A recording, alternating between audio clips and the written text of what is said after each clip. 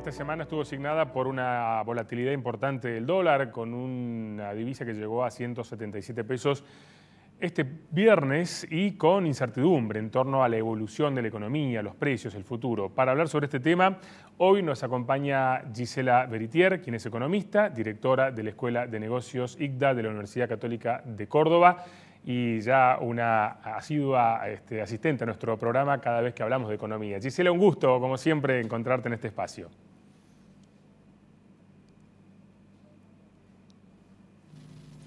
Gisela, en estos días particularmente hemos vivido una situación de alguna manera preocupante por la evolución del dólar, que llegó a 177 pesos, una semana que no dejó de crecer.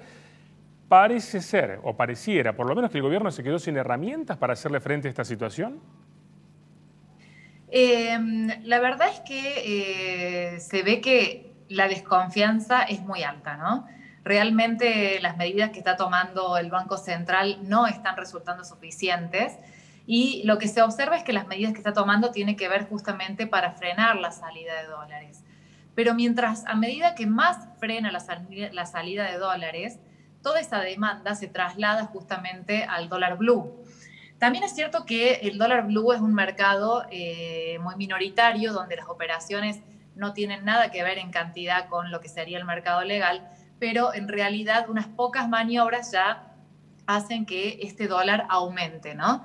Lo que sí está reflejando esta situación es una desconfianza reinante, una macroeconomía que ya venía enferma y ahora con la pandemia lo está aún más, y justamente la falta de proyección o de saber qué es lo que va a pasar de acá en adelante hace que hoy estemos en una situación donde tengamos cosas totalmente, o una situación totalmente atípica, como un superávit comercial que terminaría el año en unos 17.000 millones de dólares, es decir, en un nivel prácticamente histórico de la Argentina, y que eso no se vea reflejado justamente en las reservas del Banco Central, ¿no? Y que las reservas del Banco Central terminen cada vez más magras, y de hecho las medidas que están realizando para frenar la escalada del dólar muestran que no son suficientes, porque aún así las reservas siguen drenándose, ¿no?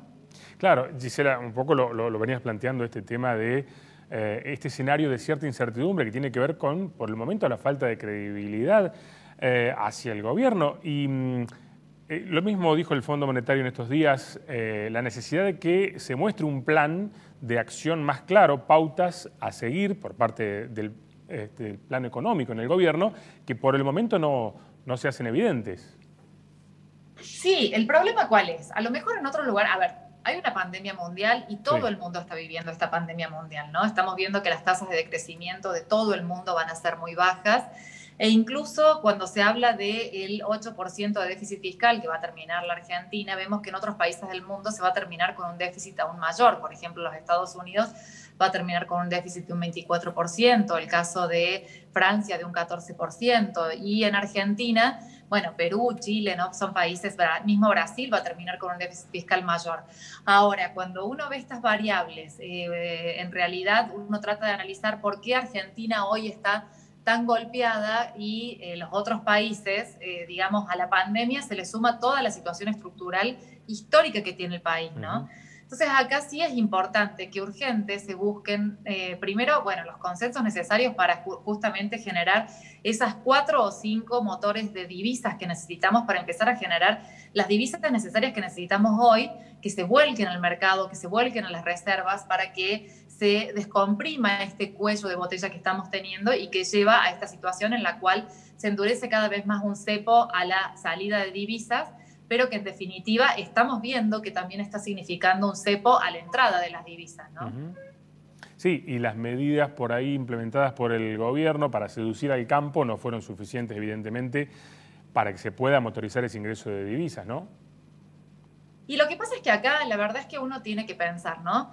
En realidad, cuando cerramos la renegociación de la deuda con los acreedores privados, había una alta expectativa de que esto se reflejara en nuevos ingresos de divisas, en un mundo que, hay que decir, el resto del mundo emitió paquetes multimillonarios de dinero, con lo cual la liquidez reinante en el mundo es muy elevada.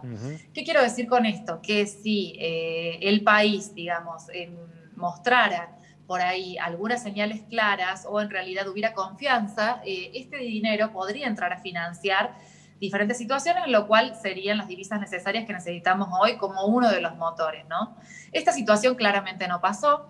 Estamos ahora renegociando la deuda con el Fondo Monetario Internacional para ver si de esta manera logramos destrabar vencimientos muy elevados que tenemos en los próximos años con el fondo, pero también, destrabado esto, ver si de alguna manera se puede llegar a obtener préstamos como los que ha otorgado el fondo a otros lugares del mundo en su nueva versión de préstamos pandemia, y que en definitiva son préstamos, si se quiere, más blandos, en los cuales apuntan a que las economías se recuperen y no que justamente ponerles condicionamientos para el crecimiento, ¿no? Entonces, hoy el gobierno ya cerró con los acreedores privados, esto no fue suficiente, tiene que cerrar ahora con el Fondo Monetario Internacional como una de las vías como para poder obtener divisas nuevamente, pero aún así tiene que estar pensando cómo hacer para hacer que el sector de hidrocarburos, que ya se están realizando inversiones, pero eso se reactive rápidamente para poder exportar. Y luego también, ¿qué es lo que va a hacer con el campo? Gracias a Dios se aprobó la Ley de Economía del Conocimiento, sí, que ahora está pendiente de ver su implementación, pero es clave buscar motores de divisas ya que nos puedan generar estas divisas, ya sea por deudas genuinas que necesitamos para destrabar este cuello de botella. Pero hay una cuestión, Ariel, central, que es justamente el debate que nos debemos ahora, qué va a pasar de aquí en adelante, ¿no? Y cuáles van a ser nuestras alianzas, nuestros aliados externos, nuestros aliados internos, cómo se va a mover este país, es decir, lo que vos decís puntualmente que es el plan, ¿no? Sí, sí, sobre todo tratar de conquistar mercados internacionales en un contexto tan adverso como este que estamos teniendo en el mundo a raíz de la situación por la que estamos atravesando. Volviendo un poquito más al plano más micro, si se puede decir así, la preocupación de la gente siempre tiene que ver con el aumento de precios, y si bien las expectativas por parte del ministro de Economía es que la inflación llegue al torno del 40%, pero siempre está esa incertidumbre de que se traslade estos aumentos que vemos en el dólar blue a los precios. ¿Qué opinión tenés en ese sentido? Bueno, a ver, nunca sabemos puntualmente cuánto se traslada el dólar blue a los precios. Digamos, no hay estudios, al ser el dólar blue un dólar que no está blanqueado, ¿no? En realidad no se sabe cuánto se puede llegar a trasladar a los precios. Sí, lo que se sabe específicamente o se estima es que más o menos el traslado puede ser en un 40% que se traslade a precios. Claro. Ahora, la realidad es que si hay una devaluación, esto sí se va a trasladar a precios y esto sí va a causar una mayor inflación. Ahora tenemos una inflación contenida, hemos tenido una emisión monetaria récord, pero aún así vemos que la inflación en el último relevamiento monetario del Banco Central ya incluso bajó el 40%, Ariel, está siendo de un 36,6%. Sí. Es decir, que estamos viendo una desaceleración de la inflación que tiene que ver incluso con muchas cuestiones que tienen que ver con las tarifas planchadas, ¿no? Con el tema de que la economía está en una recesión, con bueno, el dólar que también lo tienen con microdevaluaciones, pero si se llegara efectivamente a materializar una devaluación, esto claramente se trasladaría a precios y para la economía interna, para el mercado interno, sería muy gravoso.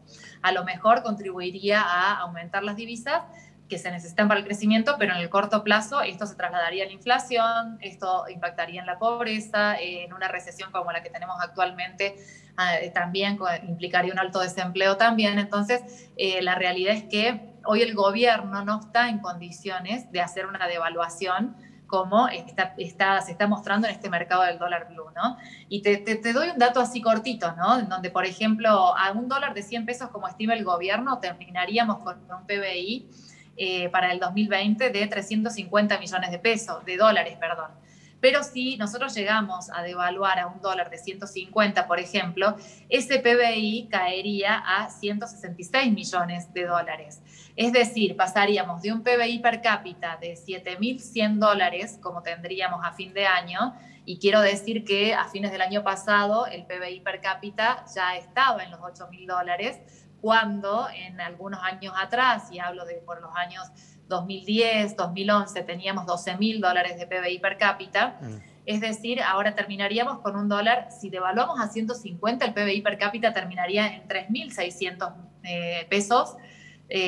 dólares, 3.600 dólares per cápita, que es mucho menos de lo que tienen economías mucho más pobres y mucho más rezagadas que la Argentina.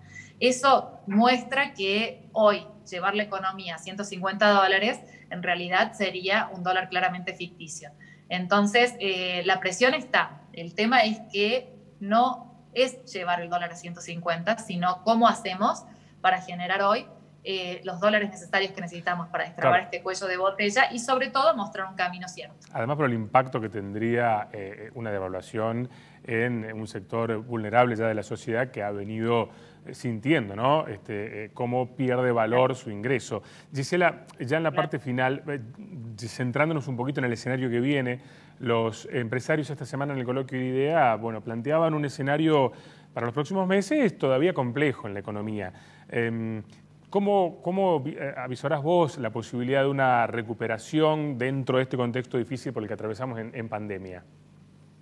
Bueno, hay varias cosas con respecto a eso, ¿no? Porque viste que la Organización Mundial de la Salud ayer estaba analizando cambiar la carátula de pandemia y hacerla como endémica, es decir, convivan. Sí.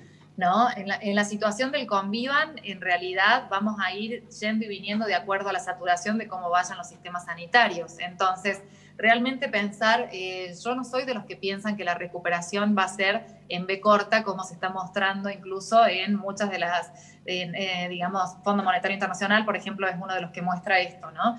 En definitiva, hasta que no tengamos una cura de la vacuna, la economía va a ir yendo y viniendo de acuerdo a las olas sanitarias que vayamos teniendo también. Estamos viendo el caso de Europa, con toque de queda en Francia, ¿no?